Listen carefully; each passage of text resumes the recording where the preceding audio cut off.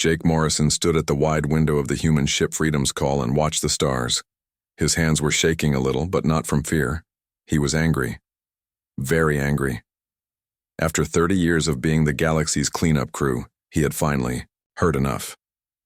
The message on his desk still glowed with alien text. Another impossible job from the Galactic Council. This time they wanted humans to fix a black hole weapon that some dead aliens had left behind. The weapon was eating everything around it, growing bigger every day. Someone had to stop it before it destroyed 3 entire star systems. Of course they called the humans. Captain Lisa Grant walked into the room. She was a tall woman with short brown hair and tired eyes. Like Jake, she had spent too many years doing the galaxy's dirty work. She looked at the message and shook her head. "Let me guess," she said. "Another suicide mission, and they're paying us almost nothing." Jake nodded. "Look at this payment offer. It's barely enough to buy fuel for 1 ship. They want us to risk hundreds of lives for pocket change." Lisa sat down in the chair across from his desk. "What did they say when you asked for more money?" "The usual. They said humans are naturally good at dangerous work. They said we should be honored to serve the greater good of the galaxy."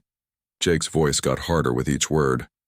"They said we're the only species crazy enough to try it." The 2 humans sat in silence for a moment. Through the window they could see other ships in the Council fleet.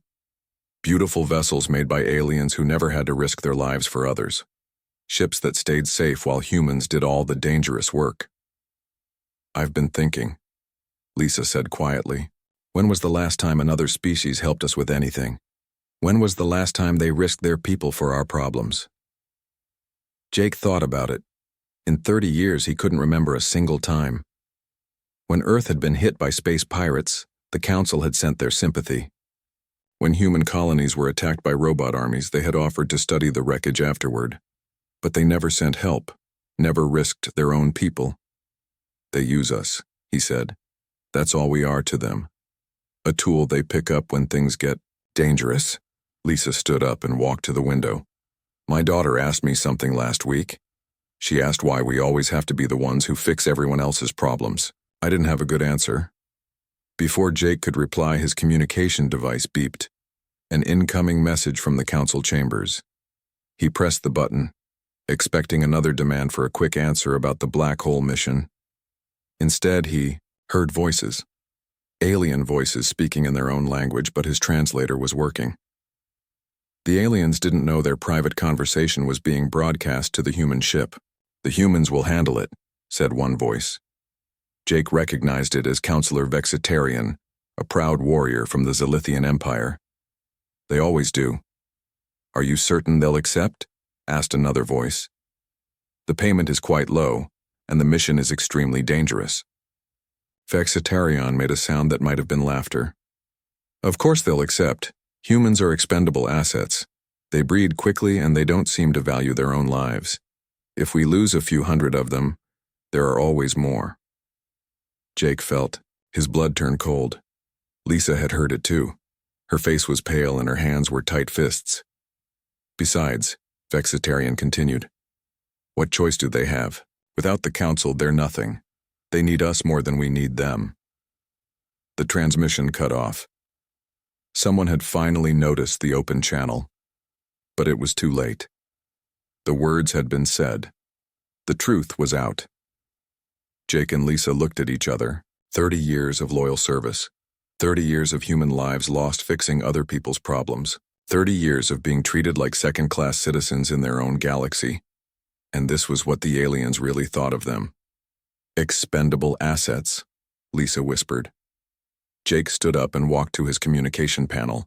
He opened a channel to every human ship, station, and outpost in Council space. His hands were steady now. His anger had turned into something colder and more dangerous. "This is Ambassador Morrison to all human forces," he said. "I am ordering immediate withdrawal from all Galactic Council operations. Every ship, every station, every human in Council space is to return to Earth Alliance territory immediately." The responses came quickly. Surprise, confusion, questions. Jake answered them all with the same message. Effective immediately. Humanity is ending all cooperation with the Galactic Council. We are done being their expendable assets. Captain Grant opened her own channel to the human fleet. All ships begin recall procedures. I want every human out of Council space within the week. Anyone who wants to stay can do so, but they'll be on their own. As word spread through the human fleet, Jake began composing a formal message to the Council. It was short and simple. To the Galactic Council. After 30 years of faithful service, humanity hereby withdraws from all Council operations. We thank you for making your true feelings about our species clear. Consider our contracts terminated immediately. Ambassador Morrison speaking for all of humanity. He sent the message and sat back in his chair. Through the window, he could see human ships already beginning to move. They were leaving the Council fleet and heading home. Lisa sat down beside him. Do you think we're doing the right thing? Jake thought about all the humans who had died on Council missions, scientists who had been sent to study dangerous alien plagues, soldiers who had fought wars for people who didn't even know their names, engineers who had fixed broken alien technology while their own families went without. Yes, he said, we should have done this years ago. The alien ships in the fleet began sending messages, confused demands for explanation, orders to return, to formation. Threats about breaking treaty obligations. Jake deleted them all without reading them. For the first time in 30 years, humanity was putting itself first. They were going home. And if the galaxy didn't like it, that was the galaxy's problem to solve. As the Freedom's call turned toward Earth, Jake felt something he hadn't felt in a long time. Hope. Maybe it was time for the rest of the galaxy to solve their own problems, for a change. Maybe it was time for them to learn what life was like without their expendable human assets. The stars looked different now. They didn't look like a burden anymore. They looked like freedom. 3 weeks had passed since the humans left. Admiral Rick Stone stood on the bridge of his ship near the asteroid called New Frontier. Through the big window, he could see human workers building new trading posts and fuel stations. Ships came and went, carrying goods between human colonies and their new alien friends. Rick smiled as he watched a group of crystal-skinned aliens helping human engineers fix a broken mining robot. These aliens had never been part of the Galactic Council. They were happy to trade with humans as equals. His smile faded when his communication officer called out, "Admiral, we're getting an emergency signal from Aquatica Prime." Rick knew that world. It was covered in oceans and ruled by fish-like aliens called Aquarians. They had always been polite to humans, but they followed council orders like everyone else. "Put it through," Rick said. The face that appeared on the screen looked desperate. It was High Counselor Rivka, the leader of Aquatica Prime. His blue skin was pale, and his gill slits were opening and closing quickly. "Admiral Stone, please help us," Rivka said. "Our world is dying. An ancient machine has started changing our oceans to acid. We have contacted every species in the Council, but no one will help." Rick felt sorry for the alien, but he kept his voice steady. "That sounds terrible, Counselor. Have you tried asking the Galactic Council for help?" "We did," Rivka's voice cracked. "The Luxarians say their energy bodies cannot work in liquid environments. The Draknari refuse to risk their ships in acid. The Keepers offered to study our world's death for science, but they will not help." "Stop it." Rick was not surprised. The Luxarians were beings made of pure energy who thought they were better than everyone else. The Draknari were warriors who only fought battles they could win easily. The Keepers collected knowledge but rarely shared it with others. "What about the other Council species?" Rick asked. "The same answers from all of them," Rivka said. "They say it is too dangerous or too difficult. They say they are sorry, but they cannot help." The alien's voice became desperate. "Please, Admiral. We know humans are no longer with the Council, but you are the only ones who might save us." Rick felt bad for the Aquarians, but he had his orders. "I'm sorry, Counselor. Humanity is no longer involved in Council business. You'll have to find another solution." The communication ended. Rick stared at the black screen for a moment. In the old days, humans would already be on their way to Aquatica Prime. They would risk their lives to save a world full of aliens who barely knew their names. But those days were over. His second in command, Commander Beth Price, walked up beside him. "Sir, we're getting more emergency calls. The hive mind in the outer rim has broken free." Rick's blood went cold. The hive mind was a collection of robot insects that ate everything in their path. For 5 years, human forces had kept them locked in empty space far from any inhabited worlds. "How many ships do the Council have guarding that area now?" Rick asked. Beth checked her computer. "None, sir. They pulled back all their forces when we left.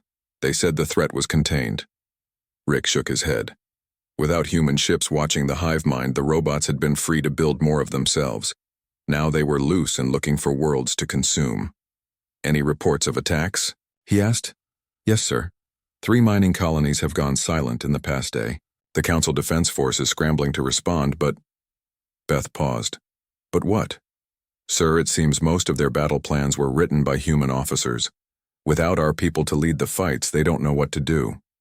Rick was beginning to see a pattern. Over the years, humans had quietly become the backbone of galactic civilization.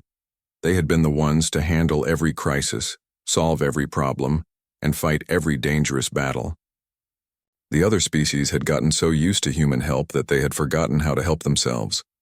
His communication device beeped again. This time, it was a message from Earth. President Danny Foster wanted to speak with all human commanders. The president's face appeared on the screen. He looked tired but determined. Behind him, Rick could see other human leaders, including General Amy Clark, who had commanded human forces in dozens of alien wars.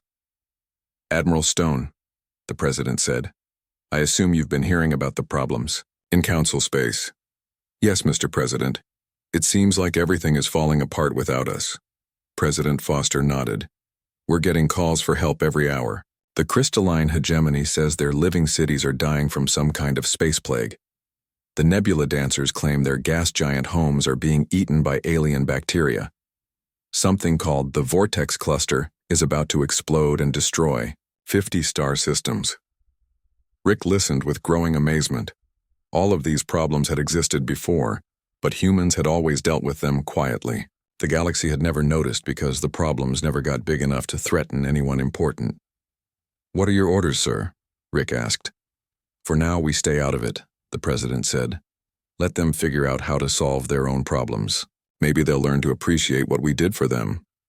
The communication ended, but Rick's day was not over. More emergency calls came in. The proud Zilithian Empire was begging for human military advisors to help with their border wars. The Peaceful Harmony Collective was asking for human negotiators to stop a civil war on one of their colony worlds. Even the ancient and wise Elder Council wanted human archaeologists to disable some dangerous old weapons. Every caller said the same thing. They had tried asking other council species for help, but everyone was too busy, too scared, or too proud to get involved. By the end of the day, Rick had received 47 emergency calls. 47 crises that humans would have handled without question just a month ago. Now these problems were growing bigger and more dangerous, while the council species argued about who should deal with them. Commander Price brought him the day's summary report. "Sir, it looks like the galaxy is having more emergencies in 3 weeks than they usually have in 3 years." Rick read the report carefully. "Beth, I don't think these are new problems. I think these problems were always there. We just kept them small by dealing with them quickly." "You mean we were like—" She thought for a moment. "Like doctors treating diseases before they spread?" "Exactly. And now the diseases are spreading because there's no one to treat them." Rick looked out at the stars. Somewhere out there, entire worlds were in danger. People were dying. Civilizations were falling apart. And for the first time in decades, it was not humanity's job to fix it. He felt sad for all the innocent aliens who would suffer. But he also felt something else. Pride. Finally, the galaxy was learning what humans had been worth all along. Jake Morrison was drinking his morning coffee when the alarm started ringing. He ran to the window of the Earth space station and saw something that made him drop his cup. Hundreds of alien ships hung in space around Earth. The entire Galactic Council had come to visit. The ships were beautiful and terrifying. Some looked like living creatures made of crystal and light. Others were massive metal fortresses covered in weapons. A few seemed to be made of pure energy that hurt to look at directly. At the center of the fleet was the largest ship Jake had ever seen. It belonged to Counselor Prime Nethys, the leader of all Council species. She had never visited Earth before. Most Council leaders thought human worlds were too primitive to bother with. Jake's communication device rang. It was President Danny Foster calling from the White House. "Jake, are you seeing this?" the president asked. "Hard to miss, sir. What do they want?" "They want to talk. Counselor Prime Nethys is requesting a meeting with our top leaders. She says, it's about ending our disagreement." Jake almost laughed. Disagreement. As if humans had simply misunderstood something instead of being called expendable assets. "What do you want me to do, Mr. President?" "Meet with them. But remember, we're not desperate. They are." An hour later, Jake stood in the main conference room with Admiral Rick Stone and General Amy Clark. Through the big windows, they could see the alien fleet waiting patiently. For the first time in galactic history, the Council had come to humans, instead of demanding humans come to them. The door opened and Counselor Prime Nethys walked in. She was tall and thin, with purple skin and 4 arms. Behind her came a dozen other alien leaders, including Counselor Vextarian, the one whose careless words had started everything. Nethys looked around the simple human room with its basics, furniture and plain walls. Jake could see disappointment in her large yellow eyes. She had probably expected something more impressive. "Ambassador Morrison," she said in perfect English. "Thank you for agreeing to meet with us." "Of course," Jake replied. "What can we do for you?" Nethys sat down at the table. The other aliens remained standing, as if sitting in human furniture was beneath them, all except Vextarian, who looked uncomfortable and kept glancing at Jake. We'll be direct," Nethys said. "The galaxy needs human assistance. We are prepared to offer significant compensation for your return to Council operations." General Clark leaned forward. "What kind of compensation?" 3 star systems of your choosing. Ancient technology from our oldest civilizations. Membership on the High Council with full voting rights." Jake tried not to show his surprise. The Council was offering things they had refused to give humans for 30 years. Star systems that could house billions of people. Technology that could advance human science by centuries. A real voice in galactic government. "That's very generous," Jake said carefully. "But we're doing fine on our own." This was true. In the past month, humanity had formed new trade partnerships with species outside. The Council, the crystal people of the Harmony worlds, traded their technology for human food. The nomad fleets exchanged star maps for human repair services. Even the mysterious shadow folk had started buying human music and art. Admiral Stone spoke up. "We appreciate the offer, but we've found that we don't actually need the Council's approval to thrive." Nethys's 4 hands tapped nervously on the table. "Perhaps you have not heard about the current crisis. 17 worlds are facing extinction. The hive mind has consumed 12 colonies. The black hole weapon grows larger every day." "We've heard," Jake said. "It sounds terrible. Have you tried asking other Council species for help?" The room went quiet. Several aliens looked at each other uncomfortably. "We have," Nethys said slowly. "The results have been disappointing." Vexitarian finally spoke. His proud warrior voice was much quieter than usual. "Ambassador Morrison, I owe you an apology. My words about humans being expendable were wrong and cruel. I spoke without thinking." Jake studied the big alien. Vextarian looked older than before. His warrior armor was scratched and dirty, as if he had been fighting recent battles without human support. "How are your border wars going, Counselor?" Jake asked. Vextarian's face darkened. "Not well. My people have forgotten how to fight without human tactical advice. We have lost 3 systems to raiders in the past month."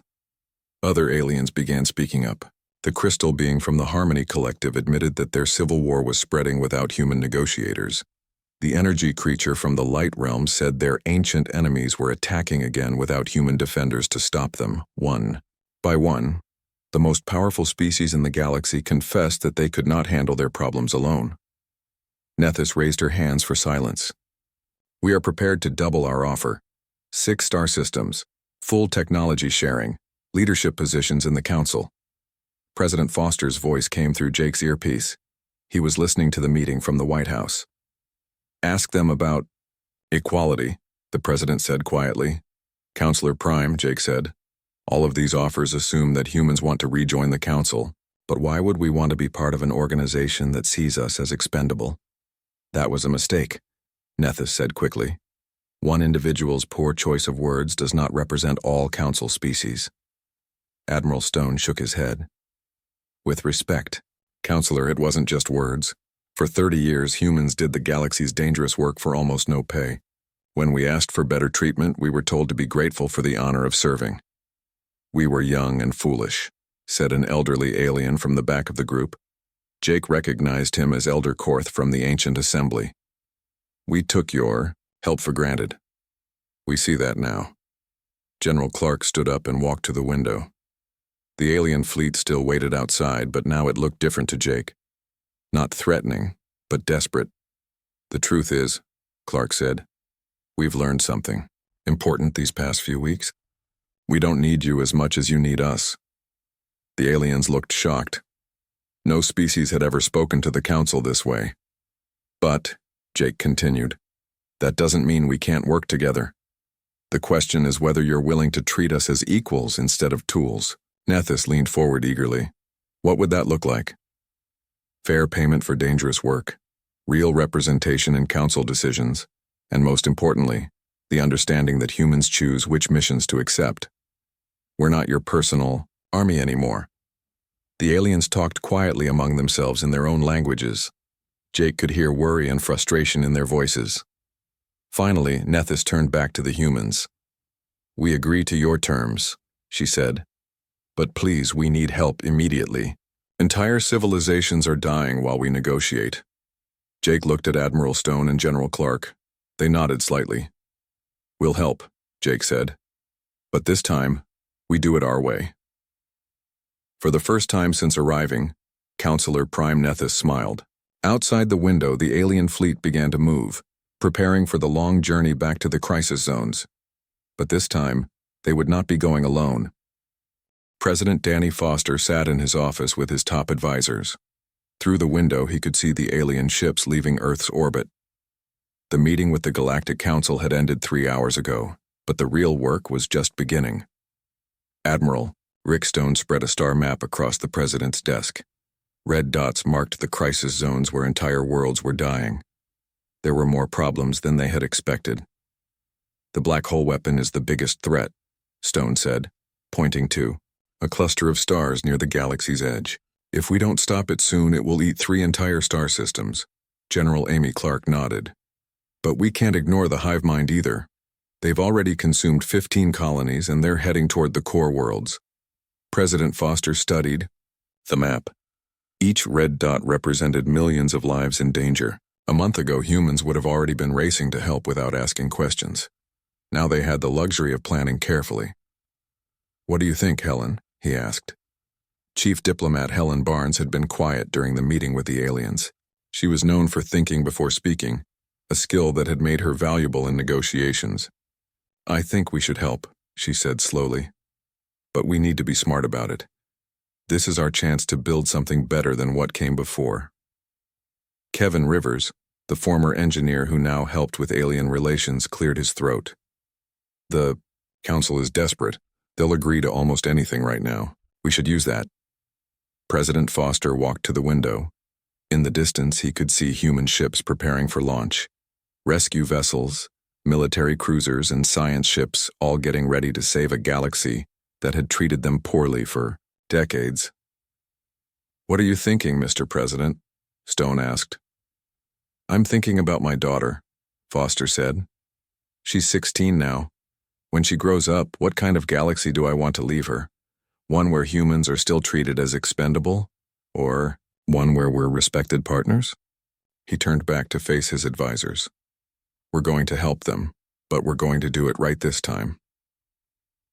2 weeks later, Admiral Lisa Grant stood on the bridge of the UES Independence. Her new ship was the most advanced vessel humanity had ever built, designed specifically for dangerous rescue missions. Around her, a mixed fleet of human and alien ships approached the black hole weapon. The weapon was terrifying to look at. It appeared as a dark spot in space that ate light itself. Around it, the twisted remains of planets and stars swirled like water going down a drain. "Admiral," her communications officer called out, "we're getting a message from the Zilithian flagship." The face of Commander Zethka appeared on screen. The proud warrior looked nervous but respectful. "Admiral Grant, my ships are ready to follow your orders." Lisa almost smiled. 6 months ago, no Zilithian would have taken orders from a human. Now they were eager to learn from human tactics. "Thank you, Commander. Keep your ships back while we study the weapon. We'll call you when we need you."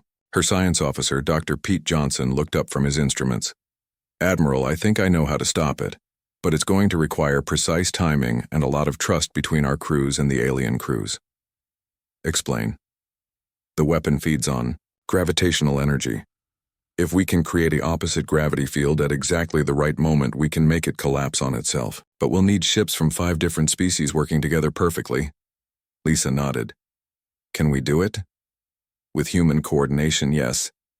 The aliens have the technology we need, but they've never learned to work together like this." 3 hours later, ships from across the galaxy hung in formation around the black hole weapon. Human officers served on every alien bridge, not as servants but as partners. Alien scientists worked alongside human engineers, sharing knowledge freely for the first time in decades. "All ships, this is Admiral Grant," Lisa announced. "Remember, timing is everything. When I give the signal, everyone activates their gravity generators at the same moment." The countdown began. 10 seconds, 5 seconds, 1 now. The combined gravity fields hit the weapon from all sides. For a moment, nothing happened. Then the dark spot began to shrink, collapsing in on itself like a dying star. Within minutes, the threat that had terrorized 3 star systems was gone. The cheers from every ship in the fleet echoed through space. Humans and aliens celebrated together, no longer separated by pride or prejudice. Meanwhile, on the other side of the galaxy, Captain Ben Taylor was leading a different kind of mission. His ship, the Peacemaker, hung in orbit above a world where 2 alien species had been fighting for years. In the past, the Council would have sent armies to force peace. This time, they had sent negotiators. "Both sides want the same thing, Captain," Taylor explained to the alien leaders gathered in his ship's conference room. "You want your people to be safe and prosperous. You want your children to have a future." The 2 alien leaders glared at each other across the table. They had been enemies for so long that they had forgotten why the fighting started. "The Blue Scales killed my brother," growled the leader of the Red Claws. "The Red Claws poisoned our water," hissed the Blue Scale chief. Captain Taylor nodded patiently. "And how many more brothers will die if the fighting continues? How many more water sources will be poisoned?" It took 3 days of careful talking, but finally the 2 species agreed to try peace. They would share the planet instead of fighting over it. Human peacekeepers would stay to help make sure the agreement worked. Back on Earth, Jake Morrison stood in the new Earth Alliance embassy. It wasn't located in the old council chambers, but in a neutral space station that humans and their new allies had built together. The station orbited a star system that belonged to no one, a symbol of cooperation between equals. Through the embassy windows, Jake could see ships from dozens of species coming and going. Trade vessels, diplomatic shuttles, and even tourist ships carrying aliens who wanted to visit human worlds. His assistant, Maria Santos, brought him the day's reports. "The hive mind has been contained," she said. "The crystalline hegemony's plague is under control. The nebula dancers' gas giants are healing. Oh, and the vortex cluster situation is completely resolved." Jake smiled. "Any new requests for help?" "Few. But they're all offering fair payment and reasonable working conditions.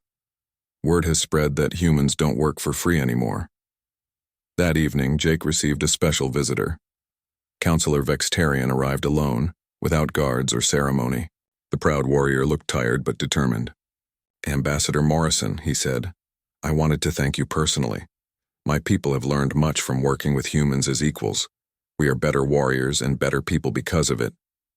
Jake poured 2 cups of coffee and offered one to the alien. We're all learning, counselor. That's what makes this new arrangement work. Vextarian tasted the human drink and made a face, but he kept drinking it. My daughter is studying at your Earth University now. She says she wants to be a diplomat like you. The galaxy can always use more diplomats. As Vextarian left, Jake looked out at the stars one more time.